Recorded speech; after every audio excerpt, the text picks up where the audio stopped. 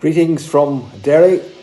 18 months ago, when Pope Francis brought out this document here, Christus Vivit, he wanted it to be the beginning of conversations. This little book, just published, is to enable us to be engaged in many of those conversations that are so important. Well, I'm happy to say that Veritas has now just published a book of essays that I have compiled on exploring Christus Vivit. Hello, my name is Teresa Carvalho. I work for the Home Mission Office, which is one way that I can work for the Catholic Church in England and Wales nationally to help people get excited about sharing their faith and helping others become friends with Jesus. I've been able to do that in a very special way through contributing to the first chapter of this book called Exploring Christus Vivit. Christ is alive, and this is really good news. In the first chapter, I talk about the divine dinner party. And one of the reasons is because I love cooking for people and hearing what they have to say as we share a meal together. This first chapter talks about not what I think, but what God thinks of young people, and that's really good news.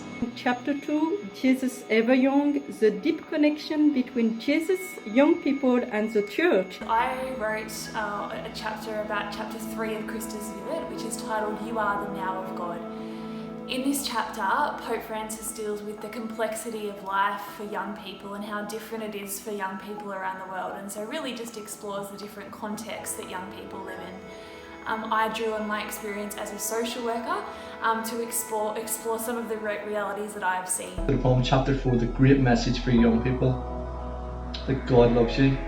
These times are uncertain, they're difficult, young people are suffering from lots of anxiety and stress. But the most important message as well with this is He is alive, Christ is alive, there is hope. In these times of darkness there is hope. I was very privileged and honoured to write chapter 5 of Exploring Christus Vivit. It's the chapter which says paths of youth, connecting with young people where they are at. And I had a wonderful opportunity to engage some students, and the book shares quite beautifully their experiences of how they can engage with Christus Vivit and Christ in their lives. Looking at words like synodality, accompaniment, community, and co-responsibility to move us away from thinking of ministry with young people as static, but rather that it's dynamic. I wrote the chapter on vocation, and I'd encourage everyone to go out and get yourself a copy of this, have a read of it, read it alongside the document itself, and remember, Christ is alive. Wrote chapter 9 of this lovely little book called Exploring Christus Vivit. Discernment for me is really important for the future of youth ministry and for those who are walking with others and accompanying others. It contains so many great contributions, among which also my humble one about community life online. It is possible. May God bless you.